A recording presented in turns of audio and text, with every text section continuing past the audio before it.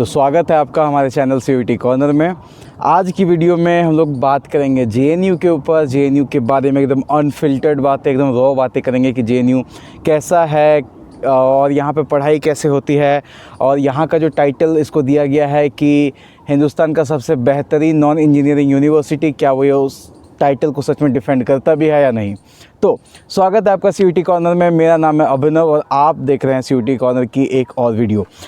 मुझे लगा कि आज जब हम लोग JNU के बारे में अनफिल्टर्ड बातें करेंगे, रॉ बातें करेंगे, तो ना आपको JNU का बिल्डिंग्स दिखाऊं, ना आपको JNU के सेंटर्स दिखाऊं, बल्कि जो JNU रियल में है, जो जंगल है यहाँ पे, वो मैं आपको जंगल का एक व्यू दिखाता हूँ।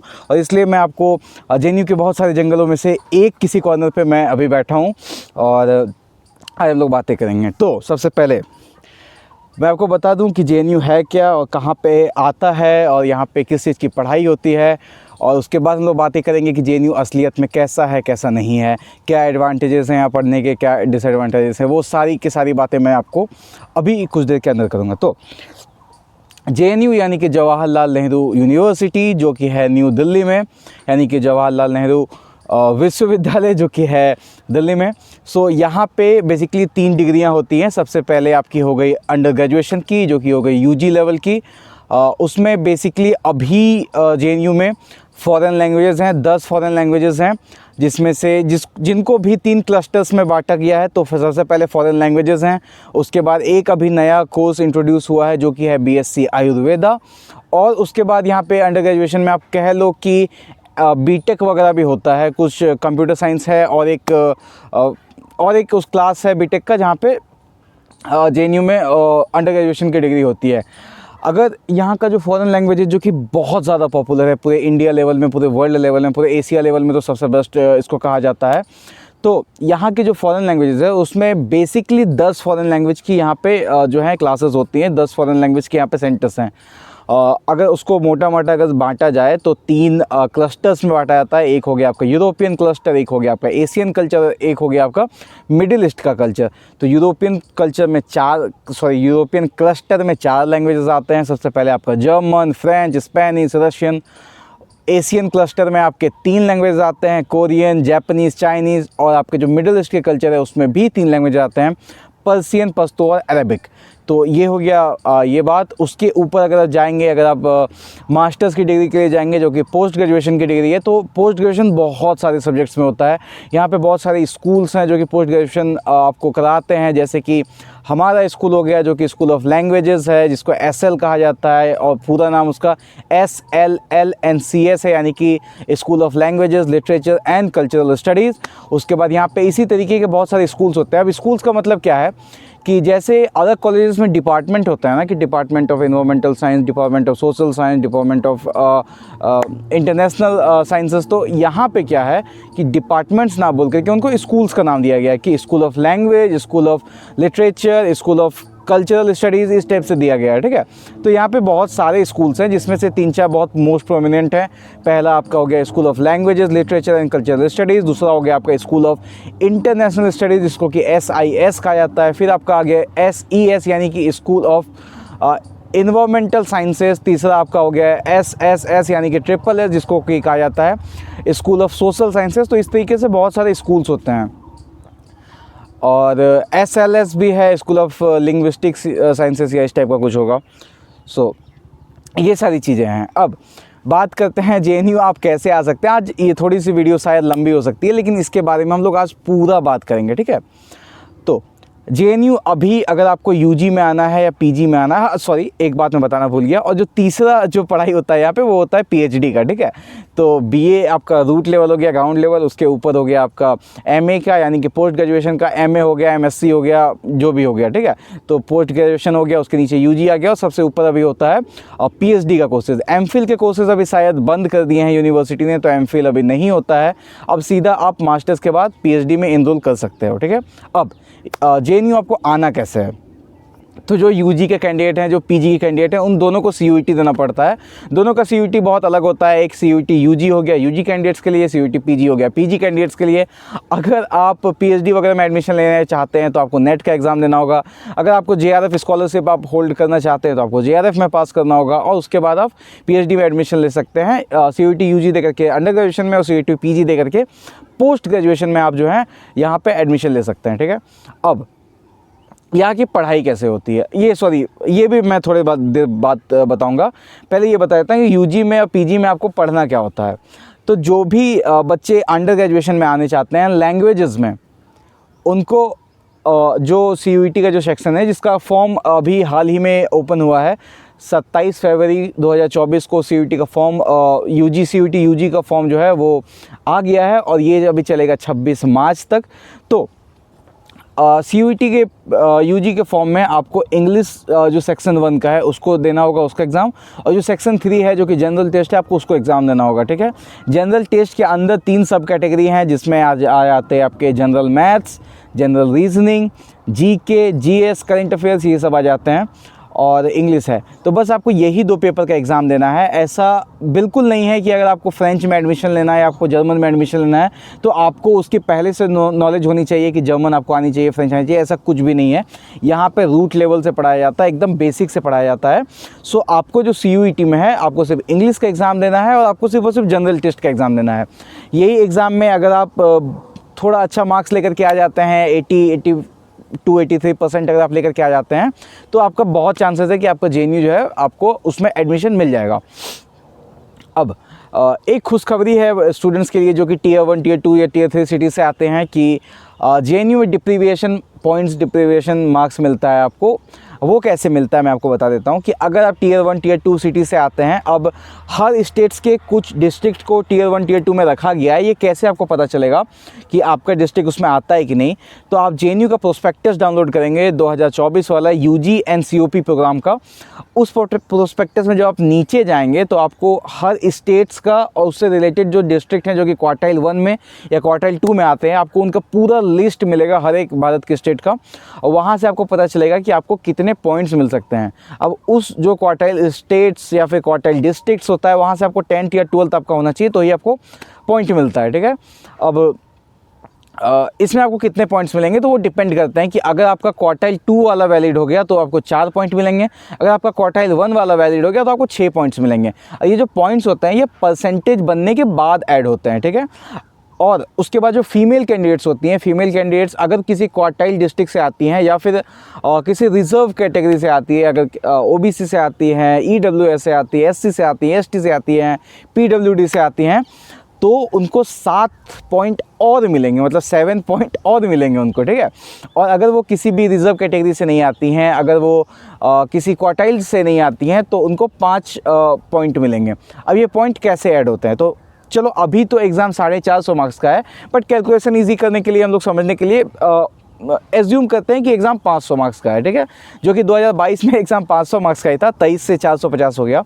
तो मान लो एग्ज़ाम 500 मार्क्स का है, 500 में से आपने 400 मार्क्स लेकर के आया। ठीक है, 400 जब आप मार्क्स लेकर के आए तो आपका परसेंटेज कितना बना? 80%। सिंपल सा मैथ्स है, तो 80% आपका परसेंटेज बना।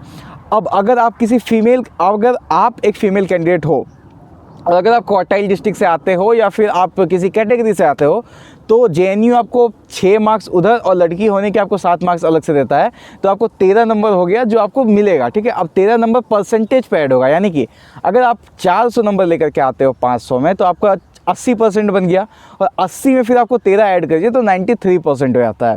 तो ये 93% हो गया, जो आपका मेरिट में जब आप काउंट होगा तो आपको 93% पे काउंट किया जाता है। ठीक है, ये कुछ चीज़ें हैं जिस वजह से टियर 2 के, टियर 3 के बहुत सारे बच्चे जो हैं आ जाते हैं, यहाँ पे आ सकते हैं। ठीक है, हर किसी को एक मौका दिया गया है, हर किसी को फेयर चांस दिया गया है यहाँ पे आने का।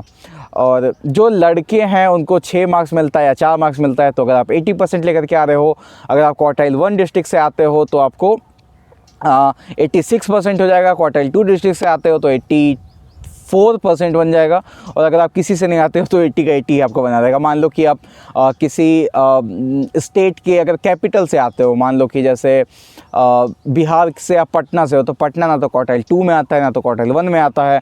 और पटना से आने का मतलब ये है कि पटना से आपने 10th किया है या 12th किया है। अगर आपने ये दोनों चीज़ें की है तो फिर आपको जो है एक भी क्वार्टाइल मार्क्स नहीं मिलेगा, ठीक है। तो आपको 80% अगर आपका था तो आपका 80% ही रह जाएगा। और यहाँ पे कैसे मैं बताऊँ कि एडमिशन लेना थोड़ा सा आसान है। कुछ डॉक्यूमेंट्स आपको चाहिए होता है, जैसे कि कास्ट सर्टिफिकेट हो गया, इनकम सर्टिफिकेट हो गया, स्कूल के टीसीज़ हो गए, माइग्रेशन हो गया, ये सब आपको चाहिए होता है। एक लिस्ट पूरा आपको प्रोस्पेक्टस के अंदर ही मिल जाएगा कि क्या कौन कौन सी चीज़ें चाहिए होती हैं। और सबका वैलिडिटी वगैरह भी आपको पता चल जाएगा कि 1 साल के अंदर का बना होना चाहिए, 6 महीने के अंदर का बना होना चाहिए, या 6 महीना इसका वैलिडिटी है, 1 साल वैलिडिटी है इस पेपर का। तो आप उसका थोड़ा सा ध्यान रखना। फ़िलहाल अभी आप फॉर्म भरने का बिल्कुल भी रश ना करें। अभी 27-28 फरवरी अभी हो रही है, आज शायद क्या 28 फरवरी ही है। तो अभी आप रश ना करें फॉर्म को भरने में CUET का। क्यों? क्योंकि बहुत बार ऐसा देखा गया है कि बहुत बार ये लोग छोटी छोटी चेंजेस जो हैं फॉर्म के अंदर करते रहते हैं, और उस वजह से स्टूडेंट्स को बहुत ज़्यादा प्रॉब्लम होता है कभी कभी, ठीक है। तो अभी आप रश मत करो। 10 मार्च के 15 मार्च के बाद भरना। 15 मार्च के बाद भी आपके पास 10 दिन हैं कि आप फॉर्म भर सको। और हमेशा देखा गया है कि जो फॉर्म का डेट होता है वो एक्सटेंड करता है, वो आगे जाता है।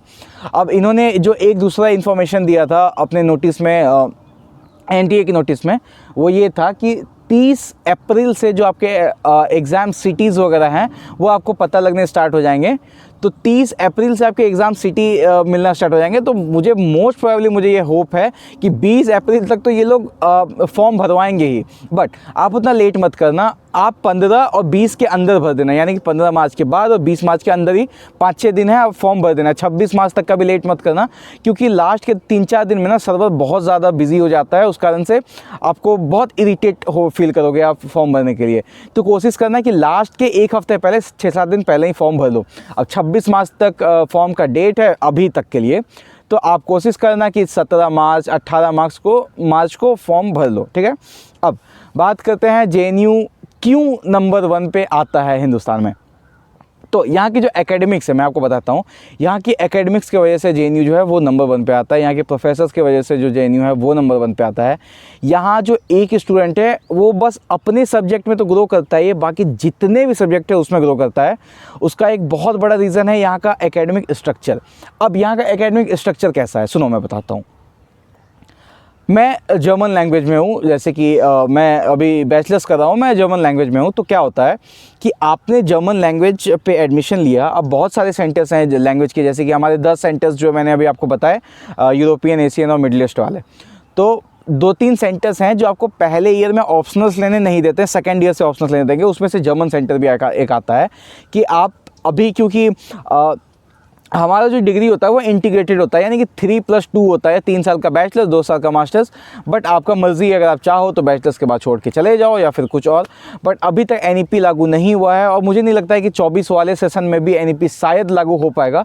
तो अभी भी 3+2 का ही जो है वो खेल चल रहा है, ठीक है।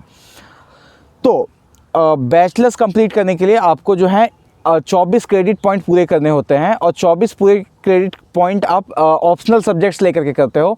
एक ऑप्शनल का 3 क्रेडिट पॉइंट वैलिड होता है जो नॉर्मल ऑप्शनल्स होते हैं, अगर NCCs वगैरह को हटा दिया जाए। NCC के 5 ऑप्शनल पॉइंट होते हैं, बट अगर NCC को हटा दिया जाए, एक तरफ उसको रखा जाए, तो जो सब्जेक्ट्स होते हैं ऑप्शनल सब्जेक्ट, उनके 3 क्रेडिट पॉइंट होते हैं। और इस तरह करके आपको अपने 3 साल में या अपने 2 साल में, जैसे कि हमें जो है फर्स्ट ईयर में नहीं लेने दिया गया था, हमें सेकंड ईयर में लेने दिया गया, तो सेकंड ईयर और थर्ड ईयर, तो 2 साल में मिला करके आपको 8 ऑप्शनल्स पढ़ने पड़ेंगे। और जो फर्स्ट ईयर में उसको भी मतलब कि वही करना पड़ेगा, ठीक है। अब आपके ऊपर डिपेंड करना है, आप 8 से ज़्यादा भी पढ़ सकते हो, 12 भी पढ़ सकते हो, आप 13 भी पढ़ सकते हो, बट जो आपका बेस्ट 8 होगा वही काउंट होगा, ठीक है। अब ऑप्शनल सब्जेक्ट क्या होती हैं और कैसे काम करती है वो मैं आपको बताता हूँ।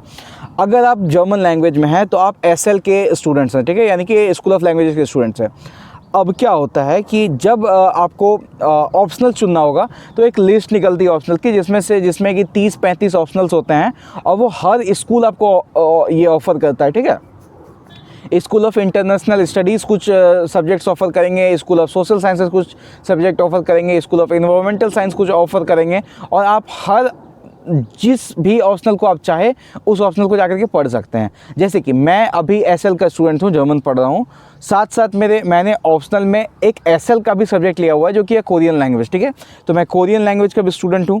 उसके बाद मैंने ऑप्शनल में SIS का भी एक सब्जेक्ट लिया है जो कि है वर्ल्ड पॉलिटिक्स, ठीक है। तो वो सब्जेक्ट मैं लिया हूँ। साथ साथ ही मैंने SSS यानी SSS का भी एक लैंग्वेज लिया है जो कि है एथिक्स।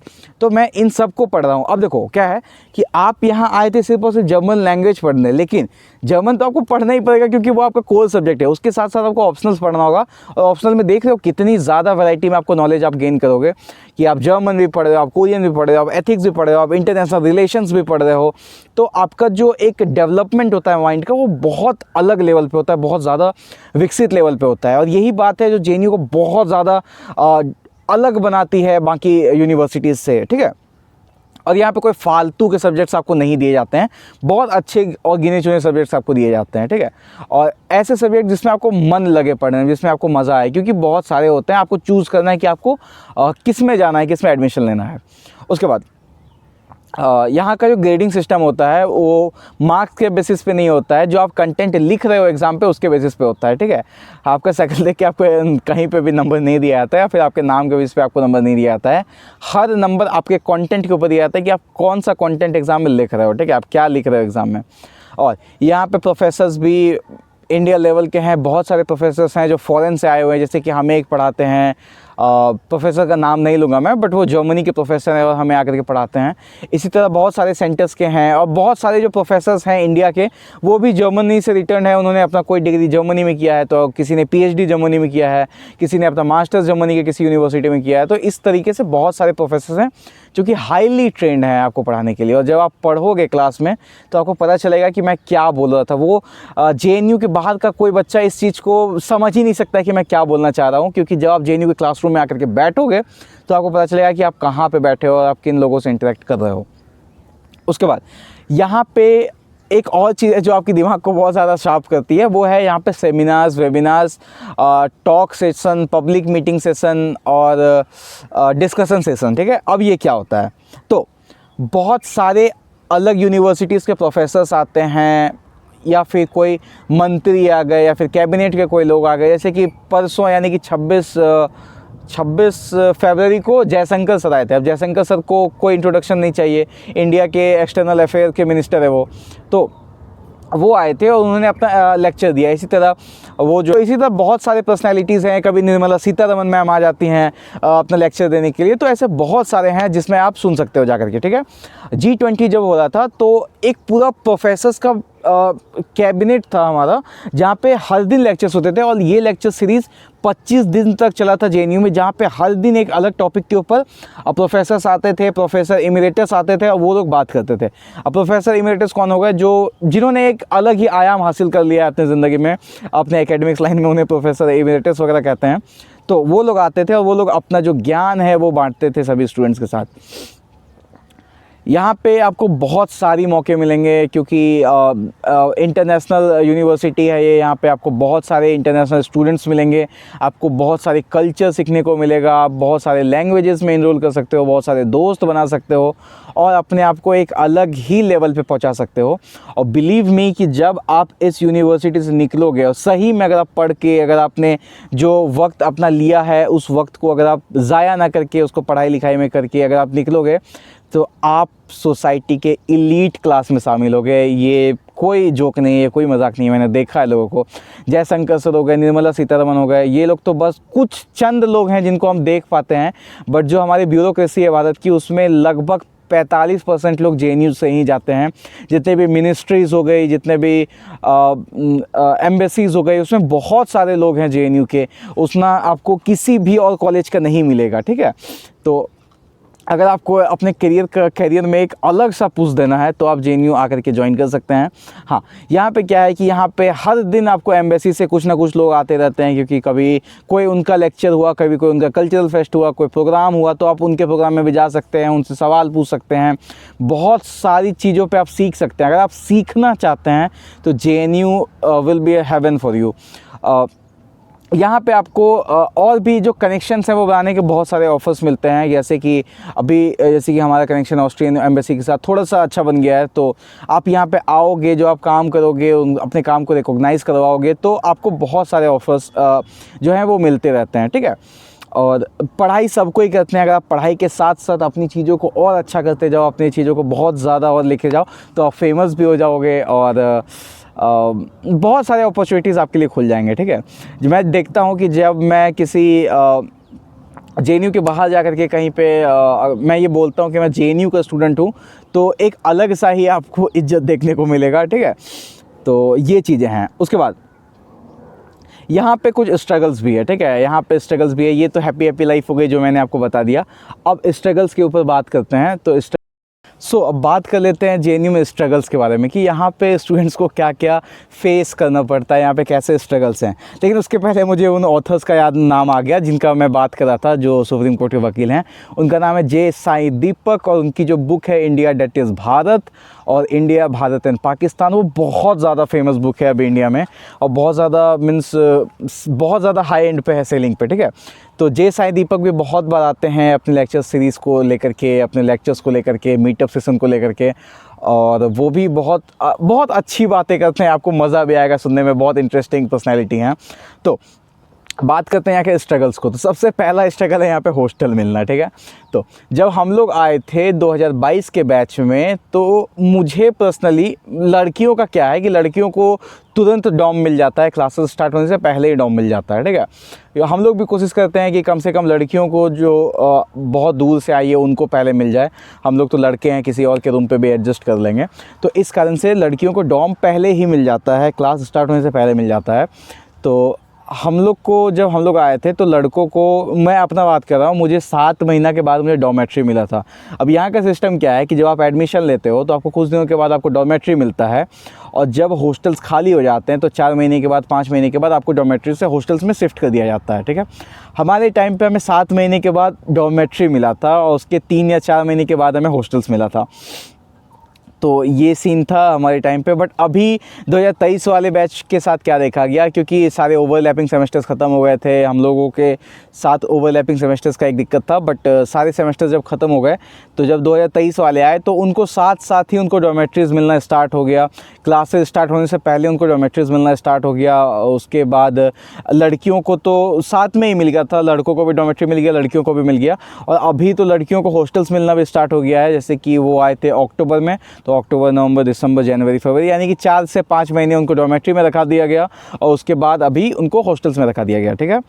अब यहाँ पे आपको बहुत प्रेशर दिया जाता है पढ़ाई को लेकर के, ठीक है। पढ़ाई को, एकेडमिक्स को लेकर के आपको बहुत ज़्यादा प्रेशर दिया जाता है, क्योंकि हर 4 दिन पे, 5 दिन पे या 10 दिन पे आपके एग्ज़ाम्स होते रहते हैं। अब देखो, आपके कोर के 5 सब्जेक्ट, कोर मतलब कि जो लैंग्वेज या फिर जो सब्जेक्ट आप यहाँ पे पढ़ने आए हो, कोर के आपके 5 सब्जेक्ट हैं, ऑप्शनल आपके 2 या 3 आपके ऑप्शनल्स होंगे, तो 7 से 8 सब्जेक्ट हो जाते हैं। और हर एग्ज़ाम, ये हर सब्जेक्ट का 3 से 4 एग्ज़ाम्स होते हैं। तो अगर आप ऐसे लगा लो तो 25 से 28 आपके एग्ज़ाम्स होंगे, ठीक है। और सेमेस्टर कितने दिन का होता है? 4 महीने का। 4 महीने में अगर आप देख लो तो 1 महीने में लगभग 22 से 23 दिन, ये 2 दिन तो 5 दिन ही क्लास होता है हफ्ते में। तो अगर आप ऐसे देख लो, 4 महीने अगर आप देख लो, तो वर्किंग डेज़ अगर 100% भी काउंट किया जाए, तो 22 करके भी अगर काउंट किया जाए, तो लगभग 80 दिन या फिर 84-85 डेज़ होते हैं वर्किंग डेज़। और 84 डेज़ में आपके 30 दिन एग्ज़ाम ही हो, तो आपको कैसा लगेगा? तो ऐसा ही होता है यहाँ पे। आपको बहुत ज़्यादा आपको मेंटल प्रेशर होता है यहाँ पे, ठीक है। बहुत ज़्यादा लोग यहाँ पे डिप्रेशन में भी चले जाते हैं। बट ज़रूरी ये है समझना कि ये प्रेशर आपको बहुत ज़्यादा बना रहा है, ये प्रेशर आपको बिगाड़ने की जगह पे आपको बना रहा है। आपको हर दिन तोड़ा जाएगा यहाँ पे, आपको हर दिन तोड़ा जाएगा। मेंटल ब्रेकडाउन आपका हर दिन होगा। बट अगर आप उसे ओवरकम कर लेते हैं, अगर आप ये समझ जाते हैं कि JNU क्यों कर रहा है, तो आप एक अलग ही पर्सनैलिटी बन के बाहर निकलेंगे, ठीक है। JNU में पढ़ाई बहुत सस्ता है, ठीक है। 216 रुपये में आपके पूरी साल की फ़ीस है। मुझे नहीं लगता है कि ऐसा एजुकेशन पूरी दुनिया में कहीं पे भी इतने कम दाम पे मिलता होगा। जर्मनी में 2 एजुकेशन फ्री है, बट वहाँ पे भी सेमेस्टर कंट्रीब्यूशन लगता है 10 से 12 यूरो, और 10-12 यूरोज़ का मतलब होता है लगभग 1000-1200 रुपये, ठीक है। और JNU आपको 216 रुपये में पूरे साल पढ़ाता है फ्री में। और बहुत ज़्यादा मेहनत करता है जेएनयू आपके पीछे, प्रोफेसर्स आपके पीछे बहुत ज़्यादा मेहनत करते हैं। अगर आपको कुछ नहीं समझ में आ रहा है वो 10 बार एक चीज़ को समझाएंगे। यहाँ के प्रोफेसर्स बहुत ज़्यादा प्रोफेशनल होते हैं, बहुत ज़्यादा एक्सपीरियंस होते हैं। वो ऐसा झिल्लाते नहीं हैं, मतलब इरिटेट नहीं होते हैं आपसे। उनको पता है कि यार तुम न्यू स्टूडेंट हो, तुमको नहीं आता है कुछ और तुम यहाँ पर पढ़ने के लिए आए हो, तो वो अपना पूरा जान लगा देते हैं आपको पढ़ाने में। बट आपका भी एक फ़र्ज़ बनता है कि आप हर दिन क्लासेस जाएं, आप अपना होमवर्क या फिर जो भी वो वर्कशीट्स आपको दे रहे हैं आप हर दिन बना करके जाएं, तो आप प्रोफेसर के नज़र में भी अच्छे रहोगे, आप अपने लैंग्वेज में भी अच्छे रहोगे, अपने काम में भी आगे रहोगे, ठीक है। बट अगर आप यहाँ पे आकर के मस्ती मज़ा करने लग जाते हैं, जो कि सब कोई करता है, ठीक है, हम भी करते हैं, आप भी करते हैं, बट आपको पता होना चाहिए कि उन सब चीज़ों को कहाँ तक रिस्ट्रिक्ट करके रखना है। अगर आप मस्ती मजाक के चक्कर में अगर आप हर दिन क्लासेस छोड़ रहे हैं, हफ्ते में 3 दिन 4 दिन क्लासेस छोड़ दिए, बस आप 5वें दिन आपको कुछ समझ में ही नहीं आएगा, उसको भरपाई करने में आपको और 1 हफ्ता लग जाएगा, तो आपको समझ में ही नहीं आने वाला। क्योंकि भैया लैंग्वेज है बहुत नया चीज़ है। आप घर पर बैठ के और हॉस्टल के रूम पर यूट्यूब से तो पढ़ लोगे, लेकिन आपको उस लेवल का नहीं पढ़ाई होगा जो आप क्लासरूम में पढ़ सकते हैं। और अगर आपको YouTube पे ही पढ़ना तो फिर आप जेएनयू जैसे कॉलेज में क्यों आए, जेएनयू जैसी यूनिवर्सिटी में क्यों आए, कहीं और चले जाते हैं। मेरे बहुत सारे दोस्त हैं, बहुत सारे स्टूडेंट्स हैं जो कि हिंदुस्तान के लगभग हर यूनिवर्सिटी में हैं, ठीक है। इतने स्टूडेंट्स को मैंने गाइड किया हुआ है। तो जब भी लैंग्वेज का कहता हूँ, ये लैंग्वेज के स्टूडेंट्स हमारे थोड़े बहुत दिल के करीब होते हैं। बाकी तो बहुत सारे सब्जेक्ट्स के हैं ही, लेकिन लैंग्वेज के जो स्टूडेंट्स हैं वो मेरे दिल के बहुत करीब होते हैं। तो मैं उनसे अक्सर ही लेता रहता हूँ टचअप वगैरह। दोस्त भी हैं काफ़ी कि कैसा पढ़ाई हो रहा है आपकी यूनिवर्सिटी में। और जब भी मैं ये कंपेयर करता हूँ, जेएनयू हमेशा बेस्ट पे आता है। क्यों? क्योंकि अगर आप इफ्लू जा रहे हो, अगर आप सेंट्रल यूनिवर्सिटी ऑफ गुजरात जा रहे हो, विश्व भारती जा रहे हो, तो वहाँ पे लैंग्वेज ही करते रह जाते हैं वो लोग, और दूसरा कुछ नहीं पढ़ाते हैं। विश्व भारती का तो है हाल थोड़ा सा अभी डाउन चल रहा है, क्योंकि वहाँ लैंग्वेज को छोड़ के सब कुछ पढ़ाते हैं। आप जर्मन में एडमिशन ले रहे हो तो जर्मन छोड़ के आपको सब कुछ पढ़ाएंगे। जर्मन की क्लास हफ्ते में 1 दिन होगी, और हमें हर दिन फर्स्ट ईयर में हमें हर दिन 4 घंटे सिर्फ और सिर्फ लैंग्वेज की ही क्लास होती थी, सिर्फ और सिर्फ ग्रामर की ही हर दिन 4 घंटे क्लास होती थी। तो आप समझ सकते हो कि किस इंटेंसिटी पे यहाँ पे क्लासेस होती हैं। पूरे महीने में 1 स्लॉट भी आपका क्लासेस कैंसिल होना बहुत बड़ी बात है। यहाँ पे क्लासेस कैंसिल ही नहीं होती है। DU वगैरह में क्लासेस होती नहीं है, यहाँ पे क्लासेस कैंसिल ही नहीं होती है। और DU वगैरह से तो मैं कभी कंपेयर ही नहीं करता हूँ, क्योंकि कहाँ DU एक अलग जगह पे है, JNU एक अलग जगह पे है। थोड़ा सा वो चलो आ जाता है, जब आप JNU में पढ़ोगे तो आपको पता चल जाएगा कि आप कहाँ पढ़ रहे हो, इस जगह की जो महानता है वो क्या है, इस जगह ने क्या कितनों को कितना दिया है, वो आपको पता चल जाएगा जब आप यहाँ पे पढ़ोगे। तो यहाँ पे आपको बहुत ज़्यादा प्रेशर होगा, लेकिन जब आप उस प्रेशर को हैंडल करना सीख जाओगे, जब आप उस प्रेशर में अपने आप को रखना सीख जाओगे, और हर दिन अपने एग्ज़ाम्स पे, अपने स्टडीज़ पे, अपने लाइफ पे, अपने मौज मस्ती पे फोकस करोगे, उसके बाद जो आप निकलोगे वो हीरा बन के निकलोगे। मैं सही बता रहा हूँ। और अगर आप यहाँ पे आ करके कुछ गलत चीज़ों में पड़ गए, गलत चीज़ों का मतलब आपको सबको पता है कि इस एज में गलत चीज़ें क्या होती हैं। अगर आप गलत चीज़ों में पड़ गए और उस वजह से आपका जो मेन और प्राइम फोकस है वो अपने पढ़ाई से हट करके बाकी चीज़ों में चला गया, तो दिक्कत होगी आपको, बेहद दिक्कत होगी। क्योंकि अगर आप क्लास नहीं आओगे, 4 दिन के बाद प्रोफेसर से आके पूछोगे तो प्रोफेसर क्यों इंटरेस्ट लेंगे आप में? उन्होंने तो अपने टाइम पे आकर के पढ़ाया। उस टाइम अगर आप 10 क्वेश्चन पूछते हैं, आपके 10 के क्या 15 का भी डाउट सॉल्व करते हो। लेकिन अगर आप 5 दिन के बाद जाओगे बिना किसी वैलिड रीज़न के, वैलिड रीज़न है कि आपका तबीयत ख़राब हो गया, आप इस स्थिति में नहीं थे क्लास आ पाते, तो अलग चीज़ है। बट आप कोई रीज़न ना दो, या फिर बेकार से रीज़न दो कि नींद लग गया, ठीक है, रात में सो नहीं पाए, ये सब चीज़ें पर्सनल लाइफ में प्रॉब्लम चल रहा है, प्रोफेसर्स नहीं सुनेंगे। सिंपल सा बात है। क्योंकि यार यहाँ के प्रोफेसर बहुत पहुँचे हुए प्रोफेसर होते हैं, वो इन छोटी मोटी बातों पे ध्यान ही नहीं देते हैं।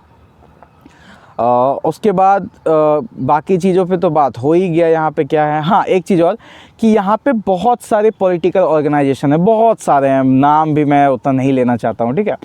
कभी कभी वो ऑर्गेनाइजेशन स्टूडेंट के लिए अच्छा करते हैं, कभी कभी उनमें थोड़ा सा नेगेटिव पॉइंट भी आ जाता है, क्योंकि स्टूडेंट्स अपना मेन क्लास छोड़ करके पॉलिटिक्स में ही इधर उधर घूमते रहेंगे, नारेबाजी करते रहेंगे, तो वो कहीं ना कहीं थोड़ा सा स्टूडेंट्स के लिए दिक्कत हो जाता है, ठीक है। खैर मैं ऐसा नहीं कहता हूँ कि यहाँ का पॉलिटिक्स ख़राब है। क्यों? क्योंकि JNU का जो स्टूडेंट पॉलिटिक्स है वो पूरे इंडिया का one of the best student politics है। यहाँ पे आपको इतने कुछ सीखने को मिलते हैं, ठीक है। और यही रीज़न है कि बहुत सारे मंत्री हो गए या बहुत सारे जो MPs हो गए, वो कहीं ना कहीं उनका जो एजुकेशन है वो JNU से ही हुआ रहता है। क्योंकि यहाँ पे आपको एक छोटी सी उम्र में आपको बहुत कुछ देखने को मिलेगा और बहुत चीज़ पे आप पार्ट ले सकते हैं। अपने आप को हर जगह आप अपना जो सेल्फ है उसको आप आइडेंटिफाई कर सकते हैं कि हमको कहाँ जाना है, ठीक है। ऐसा नहीं है कि पॉलिटिक्स ख़राब है या फिर यहाँ का पॉलिटिक्स ख़राब है, नहीं, ऐसा कुछ नहीं है। कभी कभी आपको पता होना चाहिए कि हमको कहाँ पे जाके रुकना चाहिए, या फिर हमको चलो अभी क्लास जाना है या अभी पॉलिटिक्स का काम करना है, वो आपको पता होना चाहिए। यहाँ की पॉलिटिक्स बहुत तगड़ी है, बहुत सारे मुद्दों पर खड़ी रहती है, बहुत सारे स्टूडेंट्स मुद्दों पर खड़ी रहती है। कभी कभी आपको अगर कोई किसी से कोई दिक्कत है, एडमिनिस्ट्रेशन से कोई दिक्कत है, तो आप पॉलिटिक्स वालों को बोलो, वो जा करके आपके ऊपर आपके साथ में आवाज़ उठाते हैं। तो ये सारी चीज़ें होती हैं। उनका रहना एक बहुत अच्छी चीज़ है यूनिवर्सिटी में, क्योंकि स्टूडेंट पॉलिटिक्स अगर है तो एडमिनिस्ट्रेशन आपके लायक काम करेगा, एडमिनिस्ट्रेशन कोई मनमानी नहीं कर सकता है। तो स्टूडेंट पॉलिटिक्स का ये बहुत बड़ा फ़ायदा होता है। बट आपको पता होना चाहिए कि आपको उसमें किस हद तक इन्वॉल्व होना है और कहाँ पे जा कर के थोड़ा सा अपने आप को बैकअप लाना है, ठीक है। मैं देखता हूँ बहुत सारे स्टूडेंट्स हैं हमारे, मैं क्या बोलूँ कि एग्ज़ाम के टाइम पे भी वो लोग इसी सब चीज़ों में पड़े रहते हैं, और फिर क्या होता है, एग्ज़ाम ख़राब आ जाएगा। अब एग्ज़ाम आपका अगर ख़राब गया, अगर आपके CGPA डाउन गए, JNU आपको दामाद बना के नहीं रखेगा, आपको सीधा सीधी यहाँ सेंटर से या तो निकाल देंगे, या तो फिर आपको बहुत, अगर आप मिन्नतें करोगे, प्रोफेसर के पैर में गिरोगे, तो आपको 1 साल का ड्रॉप दे दिया जाएगा, या फिर रिपीट दे दिया जाएगा कि चलो फर्स्ट ईयर में थे, कुछ कर तो पाए नहीं, तो वापस फर्स्ट ईयर में जाओ। और नहीं तो यहाँ पे सीधा निकालने का कॉन्सेप्ट है। यहाँ पे ये लोग सोचते हैं ना कि अगर हम 48 बच्चों को एडमिशन दे रहे हैं, तो उसमें से अगर मेरे 30 बच्चे भी निकले सेंटर से, यानी कि 30 बच्चे भी अगर ग्रेजुएशन का डिग्री ले ले, या 25 बच्चे भी ले ले, तो बहुत है। उनको निकालने में कोई हर्ज नहीं है। आपका एक सेमेस्टर का नंबर ख़राब आया, दूसरे का नंबर ख़राब आया, ग्रेड पॉइंट कम बना, सटाक से निकाल देंगे, ठीक है। यहाँ पे वो दामाद बना के नहीं रखते हैं, तो ये बात को याद रखना। दूसरा चीज़ यहाँ पे कैसे मैं बोलूँ, बहुत सारी चीज़ें हैं सीखने को। अगर आप सीखना चाहते हो, अगर आप लिटरली में आपको ये मन है कि हमको सीखना है, हमको एक ओवरऑल डेवलपमेंट अपने आप को देना है, तो आप JNU आइए। अगर आपको सिर्फ और सिर्फ पढ़ना है, पढ़ाई के अलावा थोड़ा सा मस्ती वस्ती करना है, तो आप IFLU जा सकते हैं, बहुत अच्छा यूनिवर्सिटी है। बट अगर आप चाहते हैं कि आप सब कुछ जाने, आप पॉलिटिक्स जाने, आप नारेबाजी जाने, आप अच्छी चीज़ें जाने, आप बुरी चीज़ें जाने, आप एम्बेसीज़ वगैरह में जा करके फ्रीक्वेंटली विजिट करें, आपको एम्बेसीज़ वगैरह बुलाएँ, आप बहुत सारी यूनिवर्सिटीज़ में जा करके एज ए गेस्ट आप देख सकते हैं, क्योंकि बहुत सारे हमें इनविटेशंस आते रहता है। हमारे कभी सेंटर्स पे आ गया, कभी आपको अगर कोई अपना जान पहचान है तो वहाँ से आ जाता है कि आप यहाँ पे आ सकते हैं, सुन सकते हैं लेक्चर्स वगैरह। तो वो काफ़ी चीज़ें हैं जो आपको कैसे मैं बताऊँ, जो आपको बहुत एनहेंस करती हैं आपकी दिमाग को। और ये सब चीज़ें हैं कि जब आप आज से 3 साल के बाद, 4 साल के बाद एक ग्रुप ऑफ पीपल के साथ बैठोगे और जब आप अपनी बातें बोलोगे, तो आपको पता चलेगा कि आप कितने ज़्यादा पढ़े लिखे हो, कितने ज़्यादा लोग आपके रेस्पेक्ट करते हैं। तो इन्हीं सब चीज़ों के साथ मुझे लगता है कि मैंने वीडियो का हर एक एस्पेक्ट, JNU का हर एक एस्पेक्ट बता दिया। हो सकता है कि कुछ चीज़ें मुझसे छूट गई हूँ, लेकिन पॉजिटिव यहाँ पे चीज़ें, बहुत सारी पॉजिटिव चीज़ें हैं। एक और चीज़ मैं बता देता हूँ, यहाँ की कैंपस लाइफ यहाँ की बहुत शानदार है। मैं सही बता रहा हूँ, बहुत शानदार है। क्यों? उसका एक रीज़न है। उसका रीज़न है कि आपको यहाँ की जो लाइब्रेरीज़ वगैरह है वो 24 घंटे खुले रहती हैं, ठीक है। और यहाँ पे कैंपस में सिक्योरिटी का कोई इशू नहीं है। कोई भी गर्ल्स हुई या बॉयज़ कैंडिडेट हुए, किसी को कोई इशू नहीं है, क्योंकि 400 450 जो है हमारे गार्ड्स होते हैं, जो हर टाइम ड्यूटी पे लगे रहते हैं, ठीक है। गार्ड्स का हर 8-8 घंटे पे शिफ्ट होता है, जो कि चेंज होते रहता है, और हर कॉर्नर पे यहाँ पे आपको गार्ड्स मिल जाएंगे। आपको यहाँ पे कोई रोक टोक नहीं है, यहाँ पे फुल्ली आज़ादी है। आप हॉस्टल 3 बजे रात के जाओ, 4 बजे जाओ, मत जाओ, आपसे कोई कुछ नहीं सवाल पूछने वाला है। बस शर्त ये है कि आपको 9 बजे सुबह में आपको क्लास पहुँच जाना है, ठीक है। आप जो भी कर रहे हो, क्योंकि यहाँ पे सबका स्लीप शेड्यूल ऐसा ही चलता है कि रात के 3 बजे सोएंगे, सुबह 8 बजे उठेंगे, नाश्ता करेंगे, क्लास जाएंगे। तो यहाँ पे वो हो जाता है, मेरा भी यही स्लीप शेड्यूल है, ठीक है। तो यहाँ के कैंपस लाइफ में आपको ग्रीनरी भरपूर मिलेगी। आपको कभी ये पता नहीं चलेगा कि आप दिल्ली ऐसे पॉल्यूटेड शहर में रह रहे हो। अभी देखो, मैं जंगल के बीच में हूँ, ठीक है। तो मैं आपको बता सकता हूँ ये चीज़ें। अभी बहुत यहाँ पे हरा भरा कैंपस है। अभी तो पतझड़ का मौसम है, तो थोड़ा बहुत आपको दिख रहा होगा उसका असर। बट अगर मैं कैमरा को थोड़ा सा घुमा दूँ, जो कि अभी मैं नहीं कर सकता हूँ क्योंकि मैं सिंगल हैंडेड हूँ, तो पूरा आपको हरियाली दिखेगी, ठीक है। तो यहाँ पे कैंपस लाइफ बहुत अच्छा है। आप कैंपस को बहुत एंजॉय करोगे। कोई भी फेस्टिवल्स होता है तो सब कोई मिल के मनाते हैं। होली हो गया, होली का तो एक अलग ही मतलब कि क्रेज़ है यहाँ पे। होली का मैं व्लॉग ज़रूर बनाऊंगा इस बार, क्योंकि ये मेरी पहली होली है कैंपस की। पिछले बार मैं घर चला गया था, तो मैं ज़रूर व्लॉग बनाऊंगा।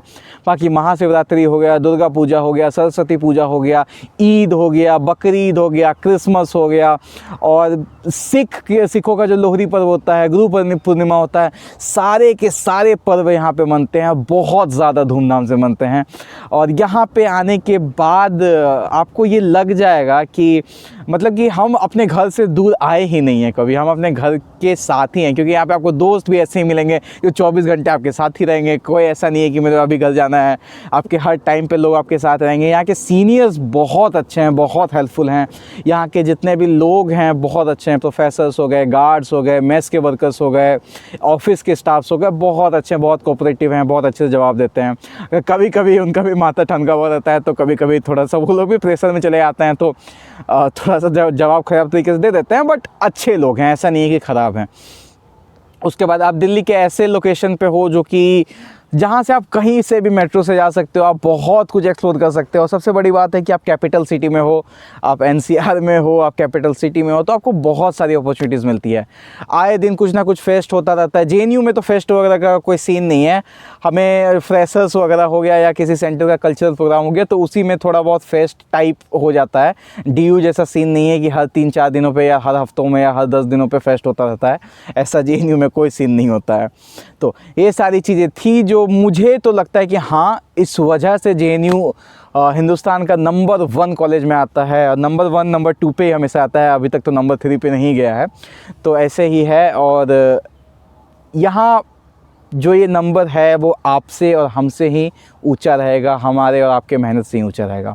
जेएनयू में आपको प्राइस बहुत कम देना पड़ता है, लेकिन आपको यहाँ आकर के प्राइस बहुत चुकाना पड़ता है। आपको हर दिन मेहनत करने पड़ेगा, हर 4 दिन 5 दिन के बाद आपके एग्ज़ाम्स रहेंगे, आपका जो मेंटल प्रेशर हो गया वो हिला हुआ रहेगा। बट जब आप निकलोगे यहाँ से तो आपको लगेगा कि हाँ, जो इस भट्ठी ने मुझे तड़पाया है, जो इस भट्ठी ने मुझे तड़पाया है, तो सोना बन के मैं बाहर निकला भी हूँ।